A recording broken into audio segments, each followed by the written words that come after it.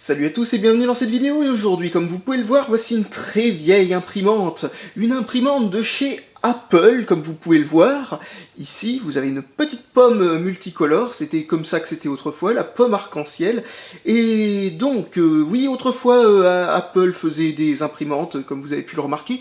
C'est une pauvre petite imprimante que j'ai eue sur eBay, plus ou moins gratuitement, en fin de compte, vu que je me suis fait rembourser, vu qu'elle m'est arrivée en kit, vous savez, genre puzzle 3D. C'est le nouveau truc de la Poste en ce moment, c'est-à-dire massacrer absolument tout ce qui passe par leurs mains.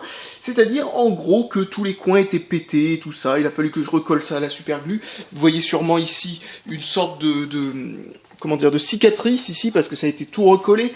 Ce coin-là aussi, les deux coins derrière aussi. La plaque à cet endroit-là était complètement fissurée. Donc en gros, cette partie-là, qui est censée être collée à cet endroit-là, enfin pas collée, elle est moulée dans le même moule, quoi. Donc du coup, ça devrait être partie intégrante de ce truc là. Il a fallu que je recolle toute cette barre ici, là, toute cette fissure à la super glue. Enfin bon, c'était une vraie catastrophe. À l'intérieur de l'imprimante, il y avait des ressorts qui s'étaient en allés, enfin ce genre de conneries. Enfin bref, cette imprimante était bonne pour la poubelle. Heureusement que c'était moi qui l'ai commandée. Visiblement, bon, je l'ai eu gratos, parce que comme le gars, quand je lui ai envoyé la photo que vous voyez sûrement devant vous maintenant, de l'imprimante dans un état pas croyable, eh bien il a visiblement pris panique d'un coup. Il s'est dit, oh là, faut que je le rembourse, ce gars. Et il a eu raison, c'était une bonne idée. Ah oui, en fait, là, ici, il y a une petite molette pour faire avancer le papier. Et bien, cette petite molette aussi était fracassée en plein de petits morceaux, bien entendu. Et pour réussir à la faire tenir, attendez, je vais vous l'enlever. Voilà, pour réussir à la faire tenir, je l'ai recollée à la super glue, bien entendu. Elle était donc en 4 morceaux. Et ensuite, j'ai foutu 2 petits machins, vous voyez, ces espèces de serre-fils, tout simplement pour faire en sorte que ça ne s'écarte pas quand on tourne, parce que ça fait de la pression, et que en gros, ça appuie contre ce truc, ce qui renforce un peu plus le système. Donc voici une grosse bidouille, si vous arrive le même genre de problème, qui fonctionne plutôt bien, surtout qu'en plus, dans cette imprimante, autour du bouton, il y a de la place. Donc du coup, on peut rajouter des trucs sans aucun problème. Alors pour l'instant, je n'ai pas encore le câble pour le relier à mon PC. Je vais donc vous faire cette vidéo en 2 parties. Bien entendu, 2 parties dans la même vidéo, hein. C'est juste que ça va suivre à la fin.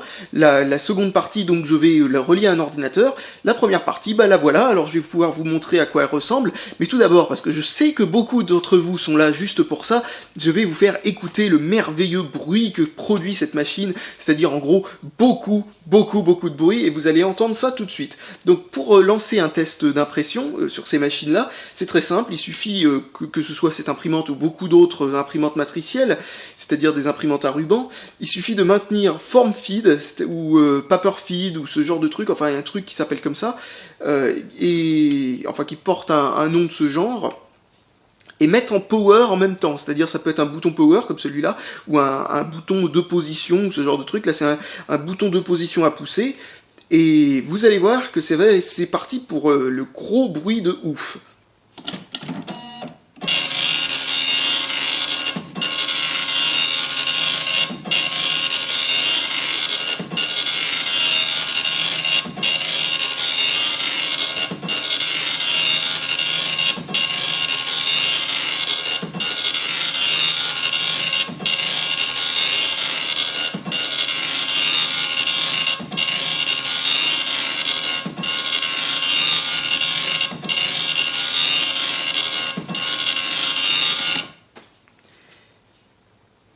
Et voilà. Alors, comme vous avez pu le remarquer, cette imprimante imprime des feuilles gigantesques. Là, vous avez vu, c'est une feuille A3. Enfin, en gros, c'est une feuille A4 qui est mise sur le côté. Attendez, je vais vous ramener un exemple.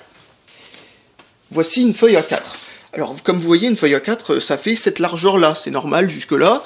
Et ça, c'est la largeur d'une feuille A3. Vu qu'une feuille... Oups, une feuille A3, en gros, c'est une feuille A4, enfin 2 feuilles A4 collées côte à côte.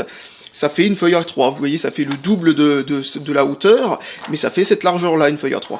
Et vous voyez que cette imprimante, il lui reste encore de la place pour des trucs encore plus larges que les feuilles A3. Alors je sais personnellement pas comment s'appelle le format qu'elle est censée faire, cette machine. Est-ce que c'est le A2? Je ne sais pas. En tout cas, c'est un truc incroyable, c'est vachement large. Alors je vais maintenant enlever quelques trucs qui servent juste pour camoufler le bruit, en gros. Donc vous avez cette espèce de truc là qui sert juste à ça, hein. Il sert juste à camoufler le bruit et faire en sorte que la feuille passe comme ça par dessous, quoi. et en gros éviter d'entendre tout le bruit du mécanisme, tout bêtement. Et là, vous avez cette espèce de chose, qui est juste une plaque, en gros, qui sert à la même chose, mais pour l'entrée du papier, parce que l'entrée du papier se fait par l'arrière, c'est-à-dire par là. Normalement, vous n'êtes pas censé utiliser des feuilles prédécoupées comme ça, mais des feuilles avec des trous, parce que cette machine, elle est pas faite pour en gros accepter, prendre et mettre en place automatiquement les feuilles comme ça, les vraies feuilles, quoi.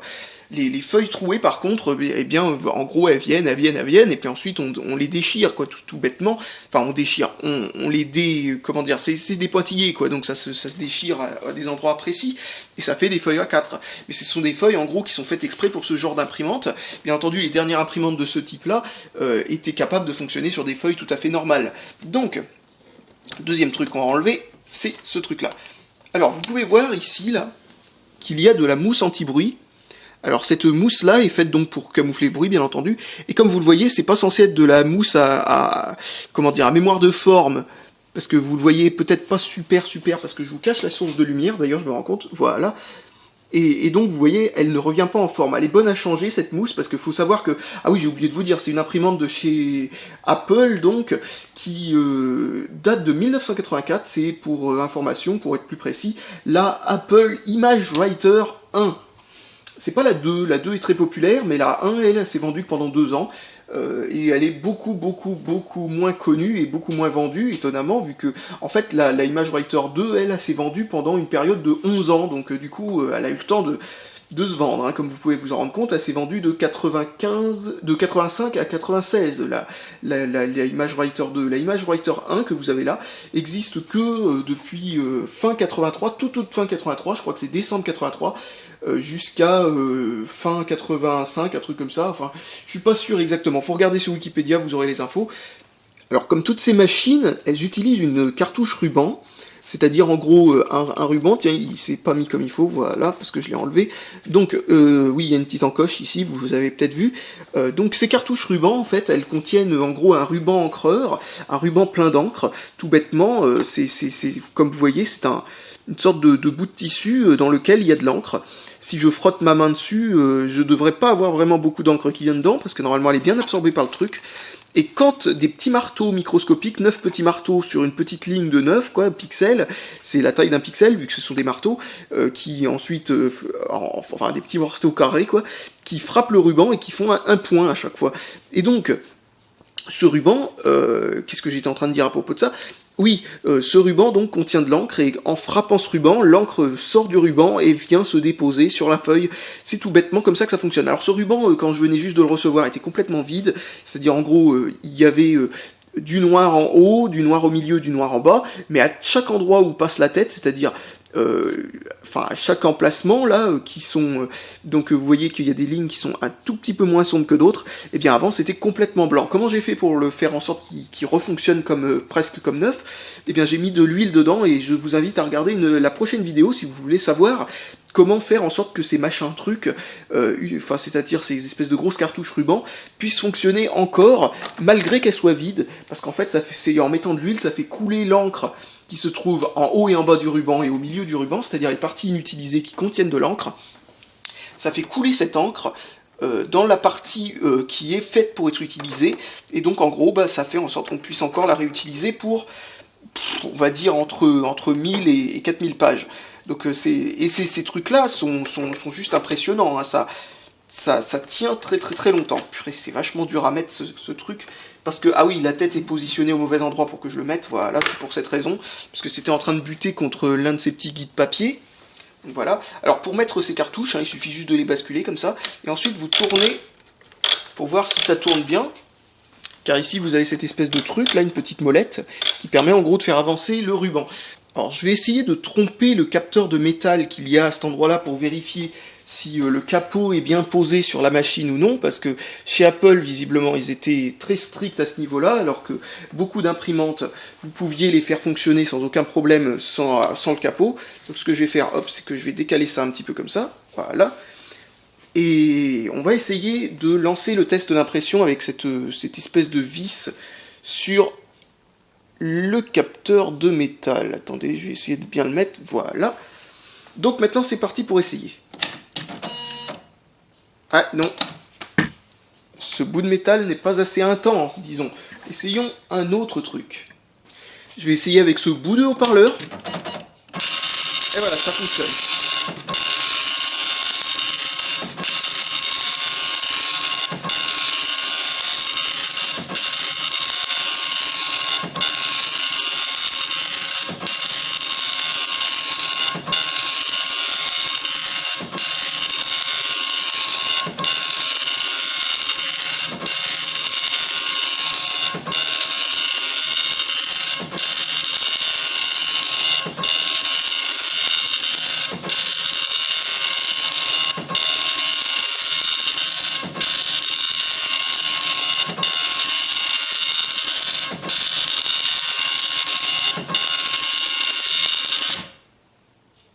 Alors, vous avez sûrement vu que malgré que la feuille n'aille pas jusqu'au bout, il imprime quand même à cet endroit-là, parce que le test d'impression, c'est pas la largeur de la feuille. Mais quand vous imprimez avec un PC, il vous suffit tout simplement de paramétrer en A4 et ça imprimera sur du A4, ou en A3 et ça imprimera sur du A3, et ça s'arrêtera bien entendu où il faut et non pas dans le vide. Donc il n'y a pas de souci avec ça. Par contre, donc là, ça imprime sur le rouleau, bien entendu. Et vous avez vu la petite loupiote ici, le petit voyant Paper Error qui a marqué à cet endroit-là, qui est rouge, qui dit en gros que la feuille est bientôt terminée, et qui dit en gros qu'on est au bout du rouleau, ou là, dans ce cas-là, au bout de la feuille que l'on a mis. Alors ça continue à imprimer un petit peu, mais ça s'arrête automatiquement, bien entendu, dès que l'on arrive à la toute fin de la feuille, tout simplement. Parce qu'en fait, en gros, il allume le voyant quand il y a un capteur qui se trouve ici, là, qu'il a fallu que je répare d'ailleurs parce que la Poste a encore fait un mauvais coup avec ça, et donc il avait perdu un ressort pour information, ce truc là, il a fallu que je le recalibre aussi parce qu'il n'était pas du tout positionné au bon endroit. Et qu'est-ce que je voulais dire? Oui, donc ce petit machin chose là, ce petit capteur, c'est juste un petit bouton qui est enfoncé par le papier, et dès que le papier arrive au bout, pouf, ça se clipse comme ça, là, et hop, ça détecte en gros qu'il n'y a plus de papier, et ça allume ce voyant. Mais quand ce voyant est allumé, ça veut pas dire que le papier, il est au bout du rouleau, comme vous avez vu, devant la tête d'impression. Donc la tête d'impression, elle sait quand s'arrêter, quand elle arrive réellement au bout du papier, c'est-à-dire à 1 cm de la toute fin du papier, ça se serait arrêté en gros plus ou moins à cet endroit-là, et non pas à l'endroit où je l'ai arrêté, bien entendu. Alors comme vous avez vu, la tête d'impression imprime d'abord dans un sens, puis elle imprime dans l'autre. Donc en gros ça permet de gagner du temps sur la balayage de la tête d'impression, hein, tout bêtement, pour pas avoir à faire, vous savez, un truc du style foot, et hop, elle revient au début en vitesse et elle reprend une deuxième ligne, ça va beaucoup plus vite comme ça. Et il me semble que en mode haute qualité, comme la plupart des imprimantes, elle n'imprime que dans un sens, c'est-à-dire elle fait comme ça, puis ensuite elle revient en arrière, etc. On verra ça un peu plus tard. Alors, maintenant que nous avons vu tout ça, eh bien on va voir comment on fait pour charger du papier normal sans trou là-dessus. Alors le papier à trous, c'est exactement le même principe, bien entendu, sauf que, bien entendu, il y a des trous à mettre, et il n'y a pas besoin de remettre de papier à chaque fois qu'on arrive au bout de la feuille, parce que comme il y a des trous, il y a en gros 2000 pages qui sont collées les unes derrière les autres.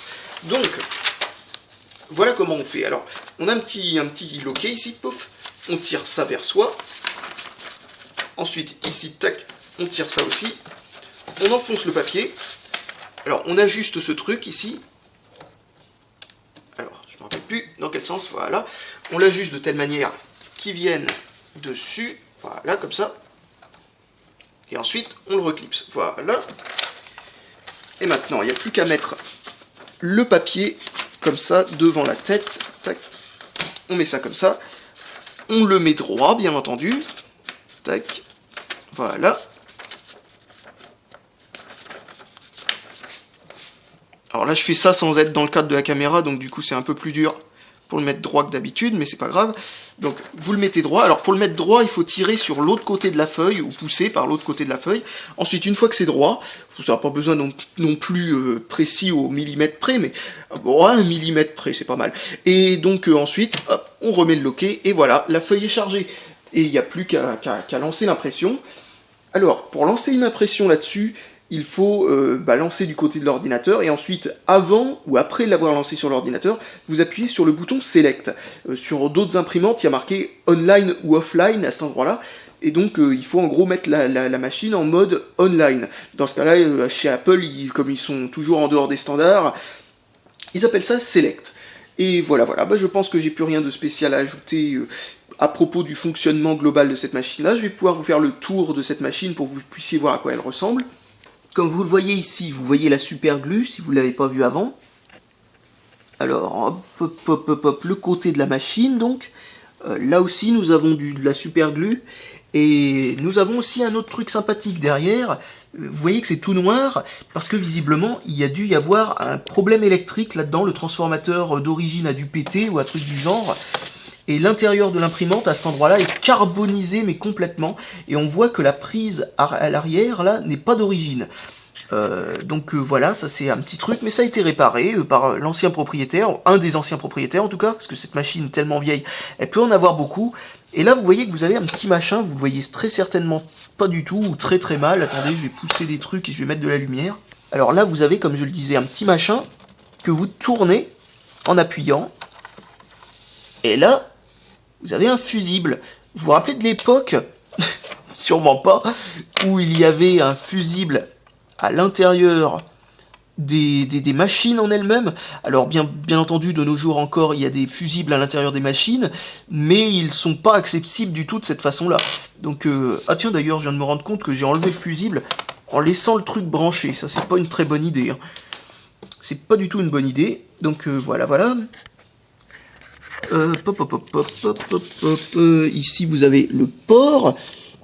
Alors le port arrière, on le verra un peu plus en précision dans la suite de la vidéo quand je le brancherai au PC. Et là, vous avez bien entendu les références de la machine.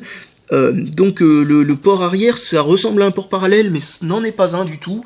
En fait, ça ressemble au côté PC du port parallèle, alors qu'en fait, ça devrait ressembler au côté imprimante du port parallèle. Mais en fait, c'est le côté PC, enfin le côté imprimante d'un port série, et non pas d'un port parallèle. Et oui, bizarrement.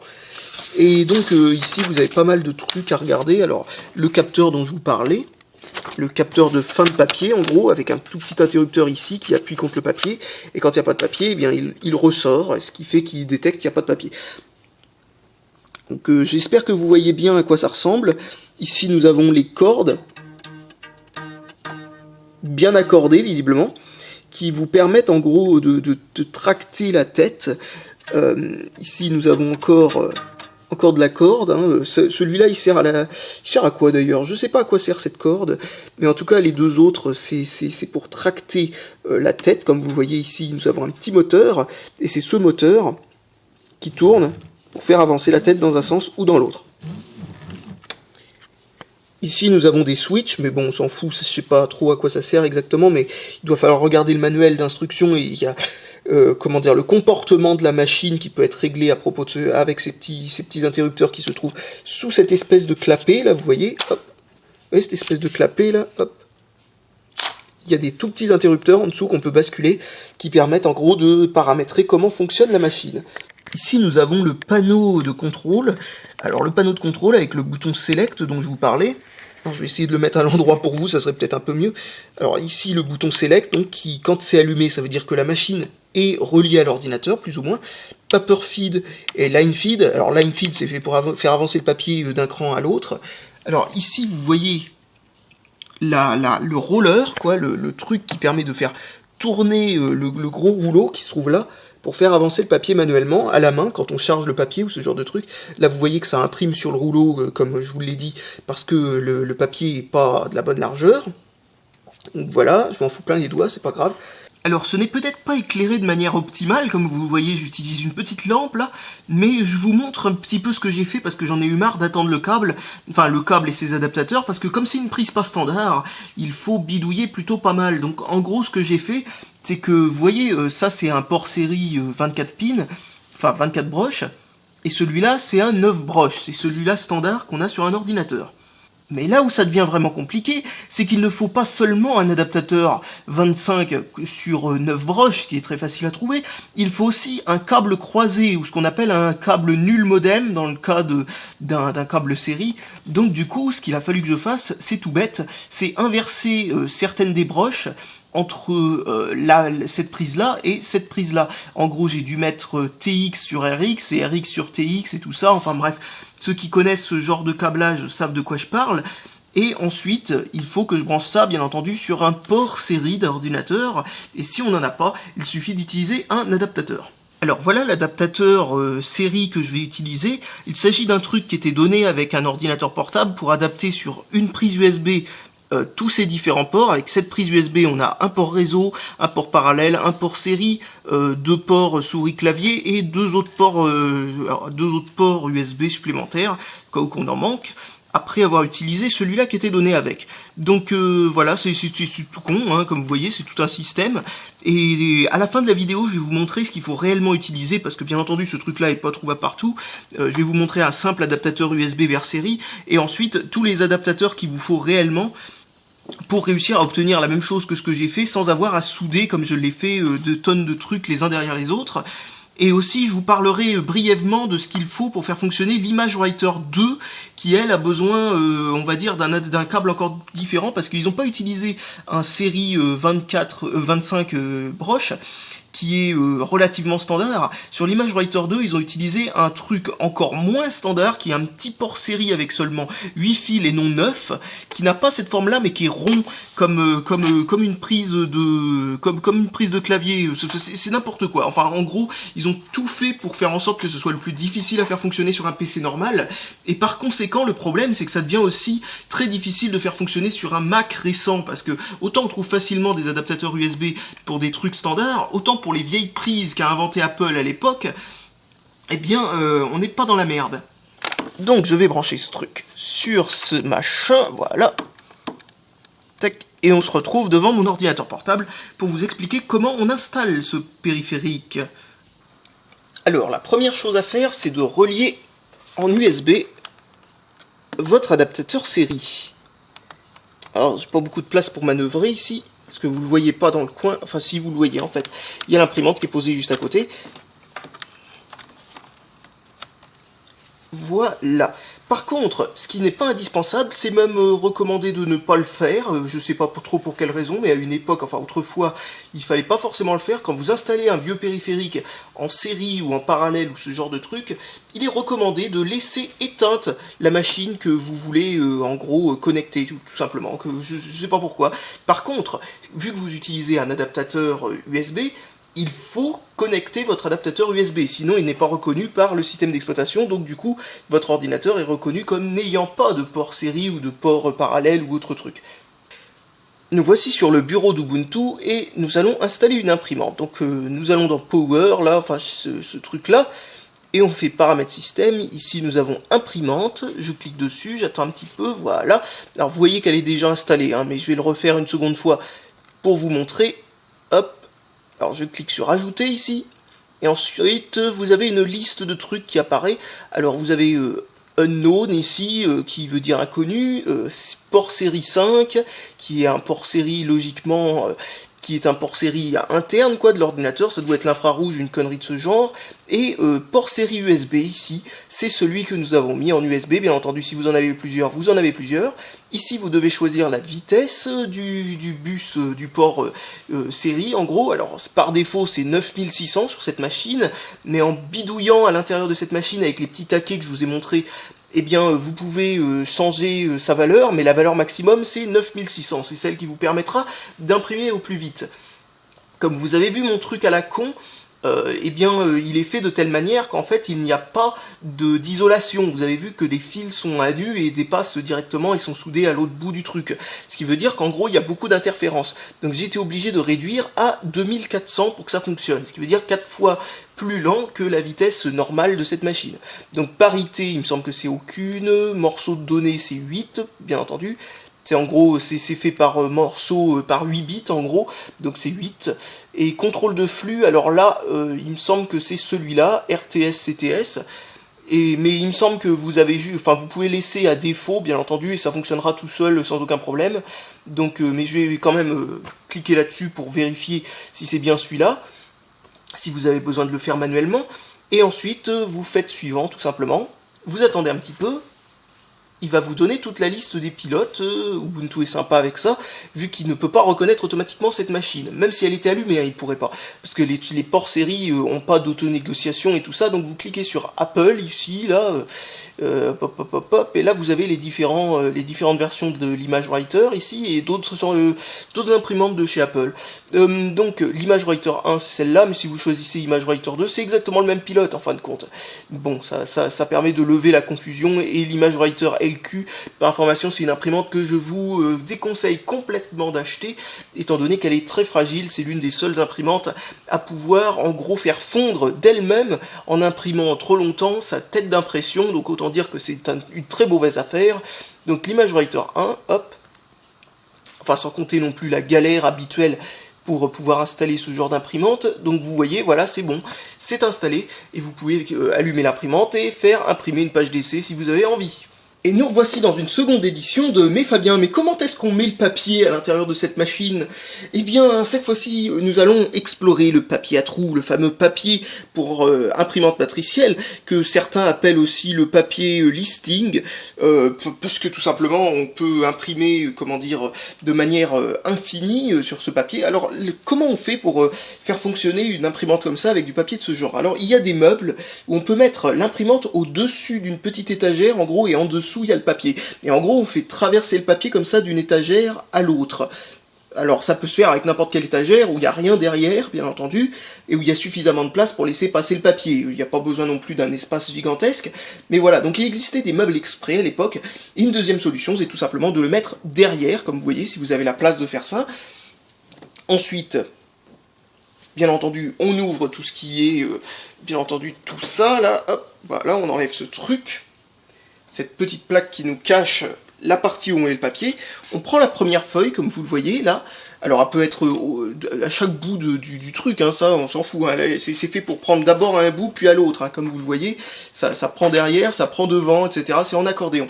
Donc, vous mettez le papier comme ça, tout simplement.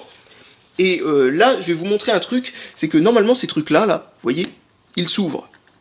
Mais le deuxième, je ne l'ouvrirai pas, parce que la Poste, ayant fait son fameux boulot de transformer tout en puzzle, eh bien, m'a un petit peu bousillé le deuxième loquet, donc j'ai peur qu'il se pète si je l'ouvre. Donc oui, grande qualité. Donc ce que vous faites, c'est que vous le mettez au premier trou, hop, voilà. Alors là, c'est fait de ce côté.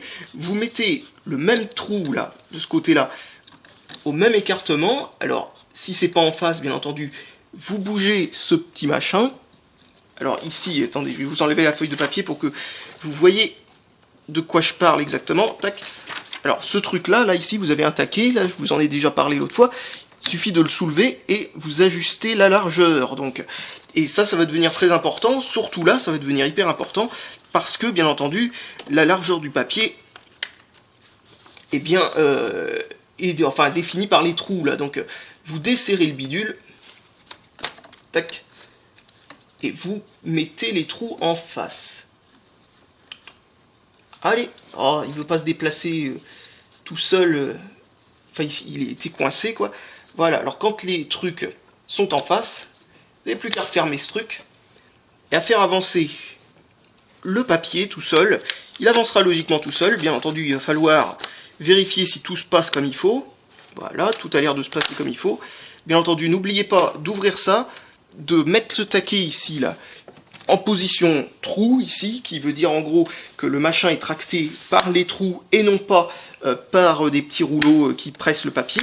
Donc voilà, vous faites avancer tout ça. Ensuite, dès que c'est en face, tac, c'est bon. Et voilà, normalement le papier est mis comme il faut. Alors, je ne sais pas pourquoi, mais j'ai plusieurs épaisseurs de papier, parce que comme un con, j'ai pris la deuxième feuille. Enfin, c'est exactement le même principe, mais sans prendre deux feuilles à la fois, quoi. C'est parce que je me suis gouré de sens pour prendre le papier. Bon, alors là, ça, c'est vraiment le...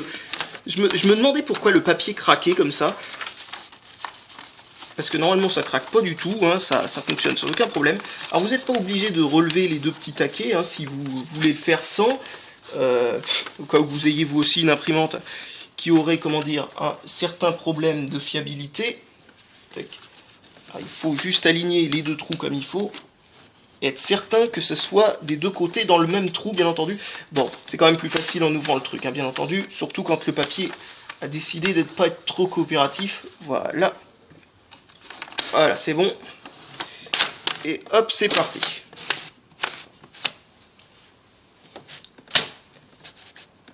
Et voilà, maintenant il n'y a plus besoin de mettre de papier à chaque instant, étant donné que chaque feuille est aspirée par les précédentes. Mettez bien en face le paquet de feuilles pour pas que, en gros, les feuilles soient prises de travers. Vous voyez, il faut le mettre en face de là où il est censé être pris. Et à peu près, bon, c'est pas non plus besoin d'être précis, bien entendu, mais il faut quand même que ce soit pas trop n'importe quoi.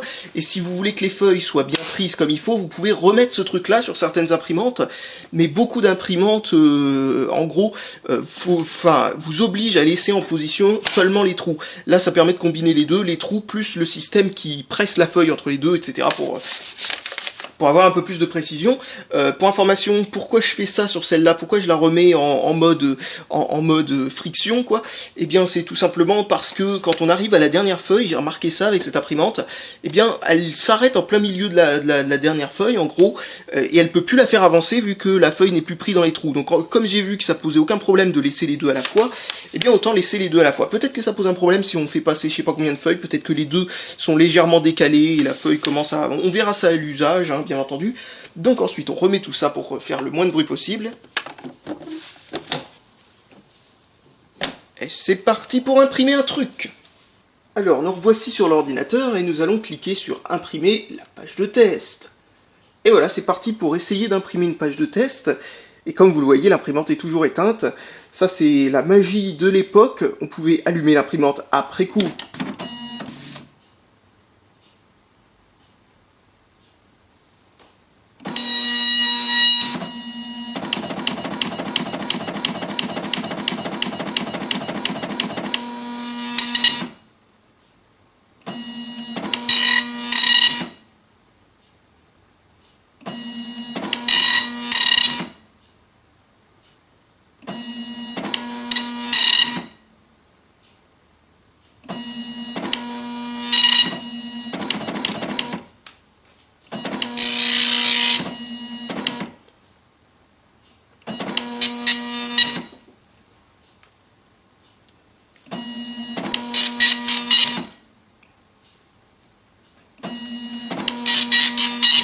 Alors, vous voyez très certainement la pause que l'imprimante fait à ce moment-là. C'est en fin de compte quand elle charge la prochaine ligne. Alors, pourquoi c'est aussi lent? Eh bien, c'est tout simplement parce que la connexion pourrait aller 4 fois plus vite si mon câble était de meilleure qualité et que je pouvais utiliser le mode 900... le mode 9600 baud qui permet en gros de transférer les données 4 fois plus vite. Donc cette pause durerait 4 fois moins longtemps. Et donc, comme pendant qu'il imprime la ligne, quand il imprime la ligne précédente, il charge déjà le début de la ligne suivante. Donc si ça se trouve, on n'aurait même pas le temps de la voir faire une pause, le temps qu'elle imprime la ligne suivante. Vous avez vu que quand une ligne est moins chargée, la pause dure moins longtemps. Quand une ligne par contre est très chargée en points, ça fait une pause beaucoup plus longue, parce qu'il a beaucoup plus de points à charger, bien entendu. La complexité de la page faisant la durée de la pause. Avec le vrai câble, je pourrais utiliser le mode, bien entendu, le mode le plus rapide, ce qui permettra de faire gagner quand même un certain temps.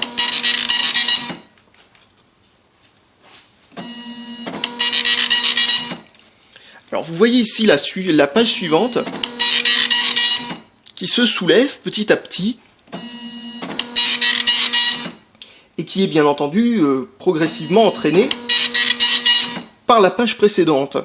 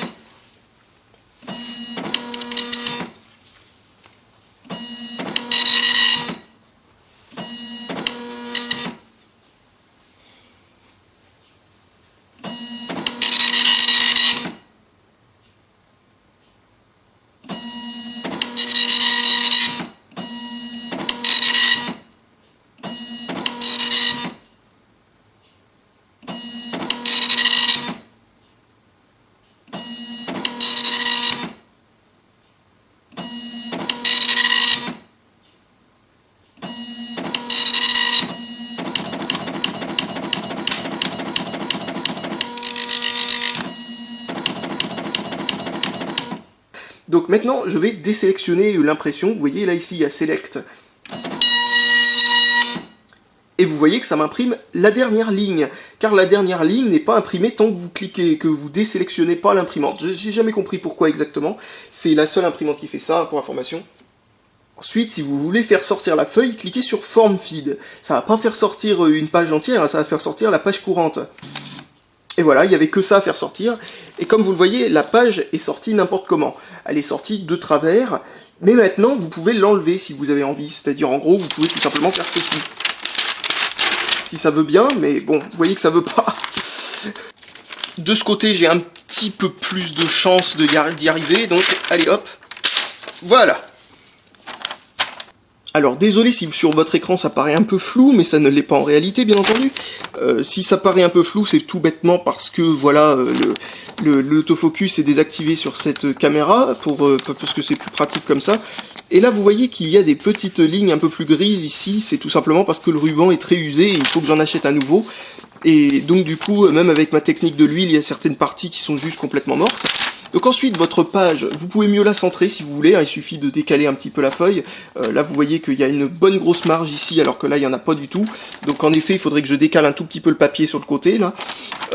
Ensuite, si vous voulez en faire une vraie page A4, il suffit de plier sur les côtés, et de tout bêtement, hop, si j'y arrive, enlever les trous. Ça se fait vraiment très facilement.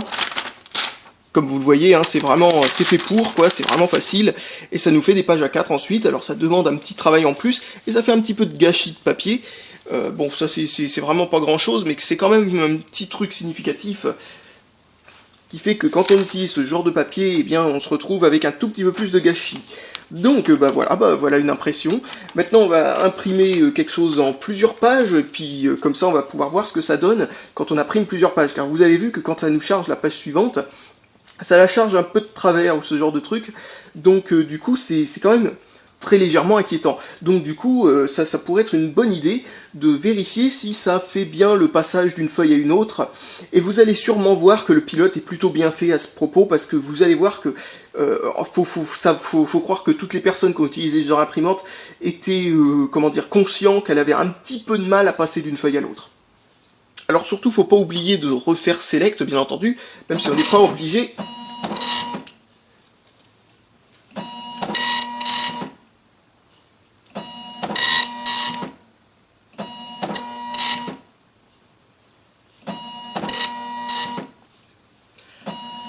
Alors j'avais oublié cette particularité de cette imprimante, c'est qu'elle commence sa première ligne à l'endroit où la tête était, donc il peut être une bonne idée d'éteindre et de rallumer l'imprimante si la tête n'est pas directement à cet endroit-là, sinon ça va bousiller la première ligne comme ça vient de le faire, donc ça c'est un peu con, faut s'en souvenir en gros, de réinitialiser l'imprimante si la tête est au mauvais endroit.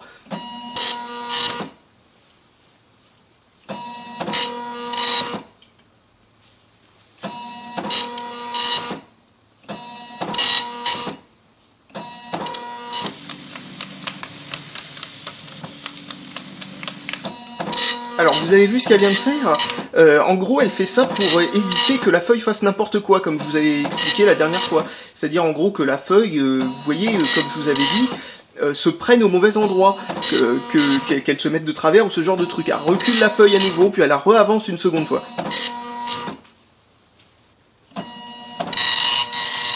Alors, comme vous pouvez le constater, c'est loin d'être rapide, mais là, c'est en grande partie à cause de la connexion. Mais bon, ça serait pas rapide non plus.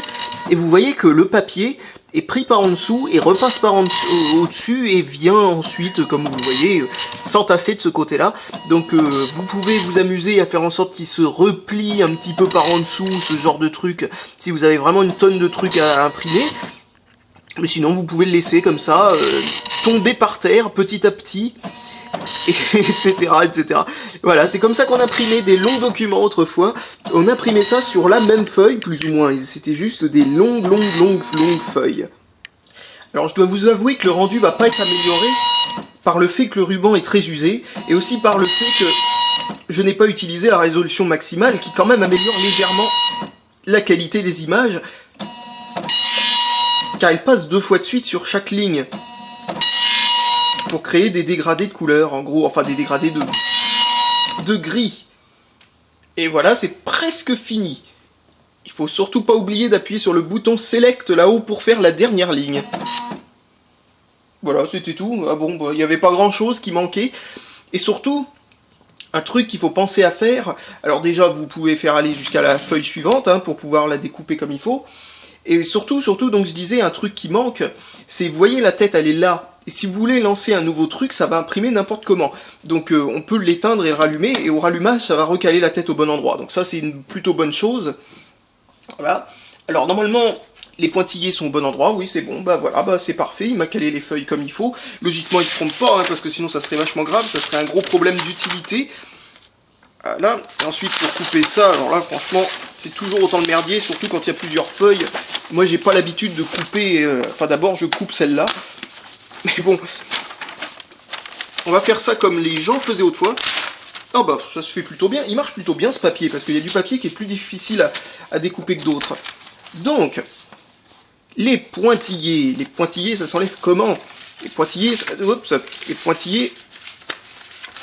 vous pouvez les enlever sur plusieurs feuilles en même temps, hein, bien entendu, ça c'est comme ça que c'était fait tout le temps, hein, bien entendu, hein, parce que sinon ça fait perdre du temps.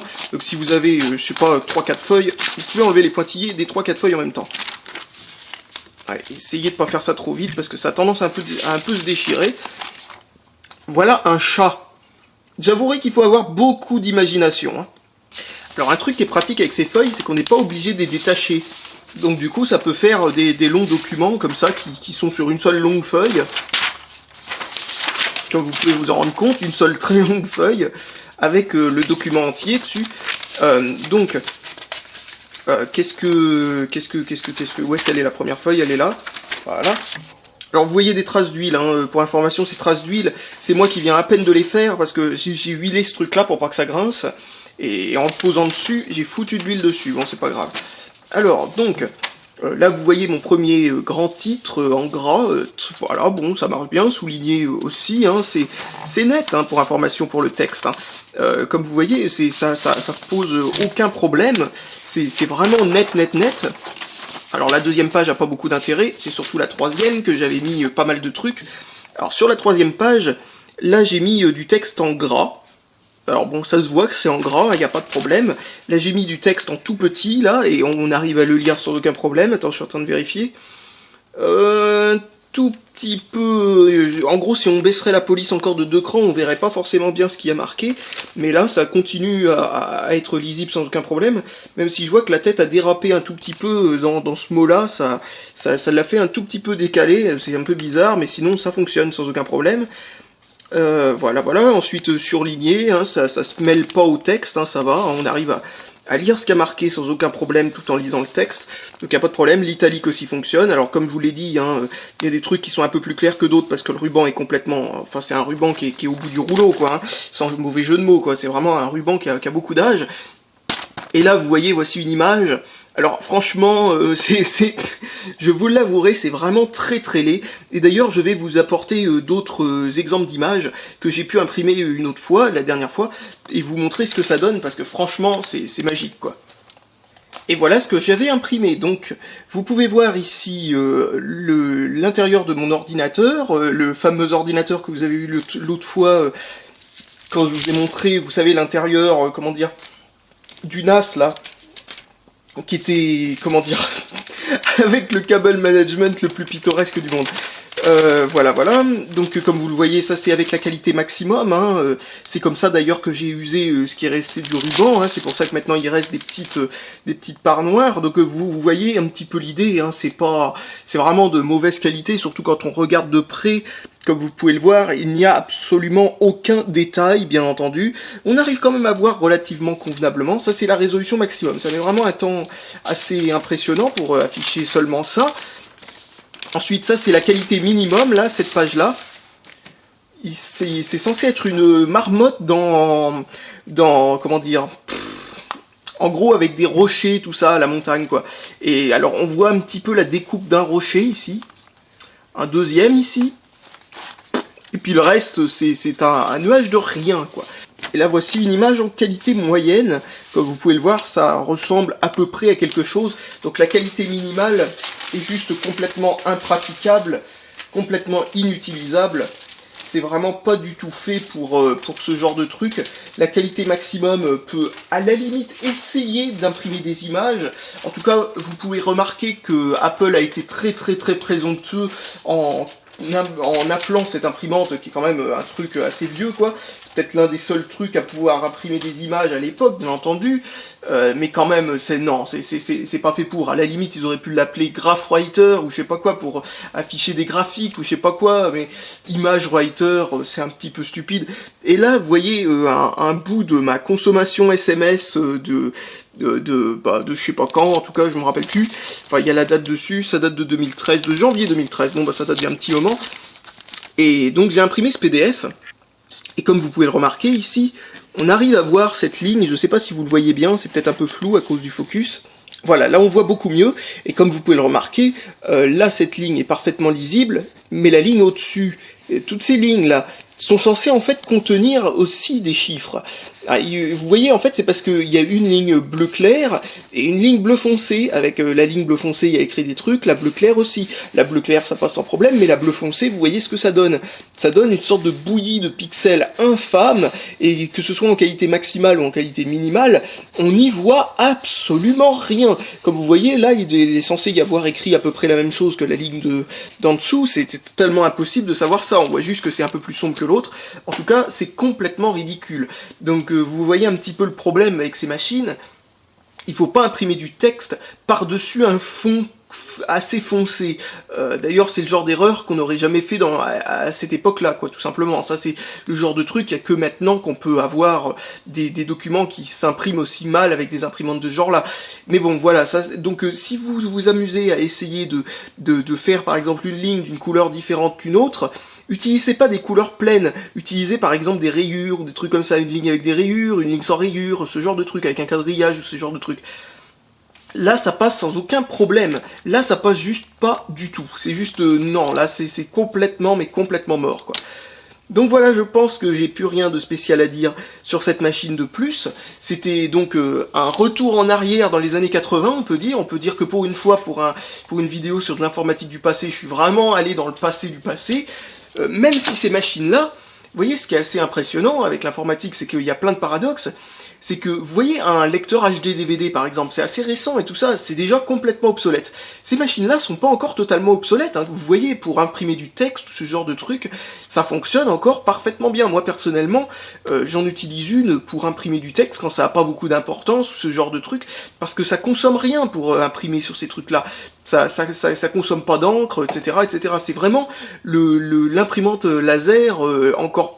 Enfin, c'est comme l'imprimante laser, en gros, dans le même principe, sauf que ça imprime des résolutions beaucoup plus basses, sauf si vous en avez une bien plus moderne que celle-là, parce que ça existe, hein, des imprimantes matricielles qui impriment des images d'une manière beaucoup plus fidèle, quoi. Pas au niveau laser non plus, mais presque. Et vous savez, les imprimantes 24 pins ou les dernières 9 pins que l'on peut encore acheter neuves de nos jours, ça pose aucun problème pour imprimer avec des trucs comme ça, du coup. Et surtout, le truc, c'est que même le laser coûte plus cher en matière de ressources, quoi. Cette recharge d'encre là était tellement sèche quand je l'ai reçu, c'est-à-dire en gros ce rouleau, quoi, ce ruban était tellement sec quand je l'ai reçu que ce truc là devait dater de au moins 15 ans. Donc bon, c'est vraiment voilà quoi, c'est le genre de truc, on les change pas souvent et ils fonctionnent pendant super longtemps, et même quand on s'en sert pas pendant je sais pas combien de temps, ça continue à fonctionner.